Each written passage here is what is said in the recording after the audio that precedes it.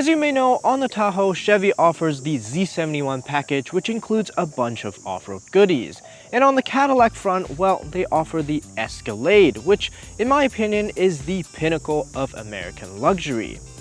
Let's say you're in the market for a full-size SUV and you haven't decided whether you want to go down the off-road path or the luxury path, then I would suggest you take a look at what GMC has to offer. Welcome back to PRN Test Drive. Today we're taking a look at this 2025 GMC Yukon AT4 Ultimate, and this might just be the best of both worlds. Let's check it out. This year, the Yukon lineup has been simplified. The Elevation is now the entry-level model, and then you have the AT4 and the Denali plus their respective Ultimate trims. The Elevation starts at about 95,000 Canadian dollars, and the top Denali Ultimate will start at about 135,000 Canadian dollars. This, on the other hand, is the Ultimate trim for the AT4, which, as tested, will set you back about 130 grand before taxes, but after deliveries. The Yukon gets three powertrain configurations: a 5.3-liter naturally aspirated V8, a 6.2-liter naturally aspirated V8, and a 3-liter turbo diesel inline 6. The 5.3 produces 355 horsepower and 383 pound-feet of torque. The 6.2 produces 420 horsepower and 460 pound-feet of torque. And the turbo diesel produces 305 horsepower, but the most amount of torque amongst the three engines, 495 pound-feet. All three powertrains are connected to a 10-speed automatic transmission, but of course with different gearing. And for this AT4 Ultimate, you get the 6.2-liter engine as standard, plus a 2-speed transfer case and also an electronic limited slip differential in the back. Alright, let's talk about this year's refresh. On the exterior, most of the changes are up front. You've got a new front fascia with new LED headlights, new LED fog lights, and a new AT4 specific front bumper with red tow hooks and also skid plates underneath for extra off-road protection. Now I think this AT4 front end looks really cool. The front bumper is very aggressive, so you get a very aggressive approach angle, but on the back end, it's the standard rear bumper. I think GMC could have given us something a little bit more aggressive here to make this whole overall off-road look a little bit more cohesive. Anyway, mechanically, this AT4 Ultimate gets independent adaptive air suspension on all four corners, as well as magnetic ride control dampers. These are 20-inch rims wrapped in 275 wide 60 series all-terrain tires all around, and up front you also get 4-piston brakes. The Yukon comes standard with keyless entry, but this Ultimate trim also gets power retractable side steps. Over to the rear, the overall looks remain largely unchanged, but if you take a closer look, you'll see a little bit of a subtle design update right here on the trunk area, and you also have squared off quad exhaust tailpipes instead of circular ones. Towing capacity for this Yukon is rated for 8,000 pounds, and you can access the hitch behind this plastic panel over here. Opening up the trunk, even with the third row seats up, you're still getting 722 liters of cargo space, plus a little bit more underneath the trunk floor, which is excellent. Now over on that side, you'll see some buttons to fold down the seats. The third row seats are completely power folding, and the second row seats, you've got those one-touch fold-down buttons. When you have both rows folded down, it's completely flat, so it's definitely bonus points for practicality. Now, one last thing I want to mention before jumping inside is that if you're in a tighter parking spot and you can't fully open the trunk, you can choose to only open the glass section, just like that. And let's be honest, with a car this size, all parking spots are a little bit tight.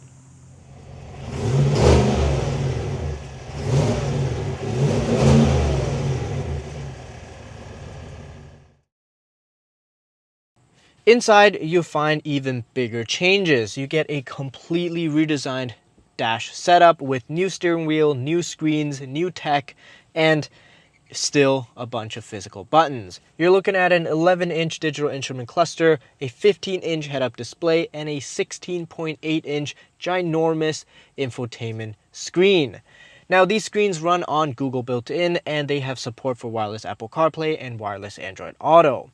The experience with these screens are actually really good. The user experience is good, the interface is great, the resolution is awesome, and GMC didn't skimp on the processor because everything feels snappy and very responsive. Compared to the Escalade, although that has a beautiful 55-inch pillar-to-pillar display, most things are done through touchscreen via touch buttons. Whereas on this GMC, there's a row of physical buttons here for your climate control, and there's a ton of buttons on the left side of the steering wheel for your drive modes, for your transfer case, for your height adjustments on the suspension, for your light controls, things like that. You can even fold down the rear seats, the third row seats, using the buttons up here. So I think this GMC interior has a perfect blend between screens and technology, but also tactile switches. Alright, now on to some equipment highlights. First of all, these full grain leather seats feel very, very comfortable. They have a ton of adjustability, they're memory, they have massage functions, and of course they're both heated and cooled. I also really like the design of these seats. I like the patterns, and I also like the texture, which feels really interesting. Steering wheel feels nice also. Of course, it's also heated, and all the buttons on here are physical, so no touch capacitive stuff that you'll find on some other brands. For this AT4 Ultimate, you get an 18-speaker Bose professional sound system. By default, it's a little bit bass heavy, but overall it sounds really good, and of course you can adjust it in the equalizer. If you want, you can even go up to a 22-speaker setup with the Denali Ultimate. There's also a ton of storage compartments here, quite literally the opposite of the MX-5 we tested last week. Of course, you've got cup holders, you've got a wireless charger, you have a storage compartment up here, and you also have a moving center console. You can press this button and the whole thing moves over to the back, exposing even more storage space in here and a little hidden storage compartment here. Honestly, this moving console isn't a new feature, but every time I do it, it still gets to me because it's such a cool feature. Jumping into the second row, of course, you have a ton of space. This Ultimate trim gets captain's chair setup instead of the bench seat setup you get in the lower trims, and these seats are very comfortable. You have a ton of adjustability here. You can slide them forwards and backwards and also recline quite a bit, as you can see right here. Now, this Ultimate trim also gets a digital screen for your climate control and seat heating, and in addition to that, you also get two TVs to watch whatever you want uninterrupted, because you also have wireless headsets included. If you ever find that your cup holders are a little out of reach, a little far, you can always remember to ask the driver or the front passenger to move the console backwards so you can touch everything and have everything within reach. Now, the only complaint that I have with this second row is the fact that I don't get sunshades on the side. I think at this price point, this being a luxury vehicle, I would like to have some sunshades. Jumping into the third row seat is actually very, very easy. You can either use the lever over here or press the button on the side here. The first click will fold down the seat, and the second click will fold the seat forward. Now then, getting easy, of course, as you can see. Very easy. Now, pulling the seats back down and folding them back up, this defaults to the furthest forward setting, so obviously you have a ton of space back here. But even if I adjust it all the way back, the second row seat, I still have enough leg room and a good amount of headroom. I do wish that I had the ability to recline this third row seat a little bit more, because since it's already powered, why not give me the flexibility to do that? Overall, I think this area is a little more comfortable compared to a minivan, and at 5'9", I have no issues going on road trips in the third row seat. However, I do have one important question for General Motors, and that is why there isn't headrests for this middle passenger. Shouldn't that be the most basic safety equipment? I mean, it's honestly a little ironic because this is a 2025 model and it's a flagship SUV from GMC. It has all these active safety features, active safety technologies, but is missing this basic passive one. What do you guys think about this? Let me know down in the comments below.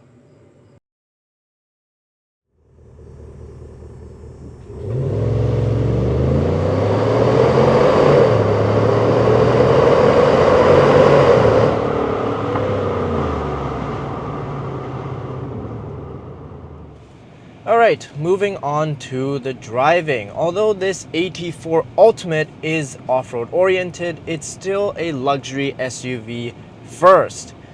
The ride quality is excellent considering the fact that this is a body-on-frame SUV.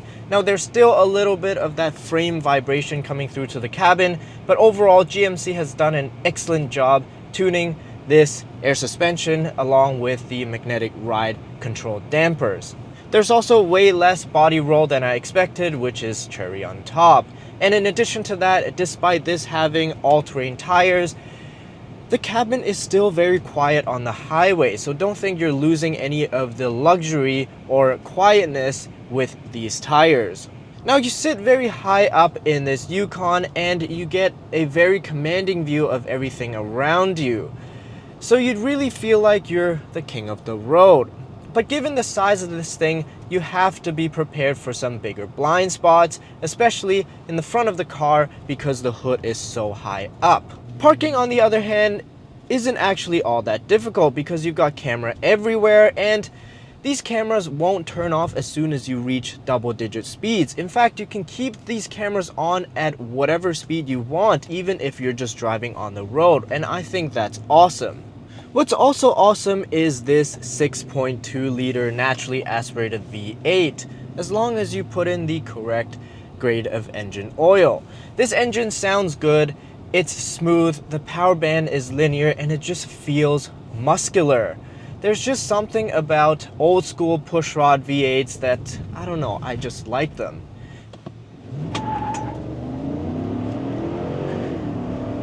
When you floor it off the line, the whole front end lifts up and it feels like you're taking off in an airplane. It's honestly just so much fun. Now, what would be even more awesome is if GMC made an AT4X version of this with manual lockers and throw in that Escalade V engine. What's not awesome, however, is the fuel economy. You probably saw that coming. This Yukon is rated for 16.6 liters per 100 kilometers in the city and 13 liters per 100 kilometers on the highway. I live in an area without much open roads. It's just city driving with traffic lights and a lot of cars. My observed in-city fuel economy is closer to 20 liters per 100 kilometers. If you care about fuel economy, I highly recommend you take a look at the Duramax Turbo Diesel. You will get way better fuel economy with that and even more torque. In fact, on this AT4 Ultimate trim, the Duramax Turbo Diesel is a few $1,000s cheaper. This AT4 Ultimate comes standard with Super Cruise, which supports automatic lane changes and also works if you're towing a trailer.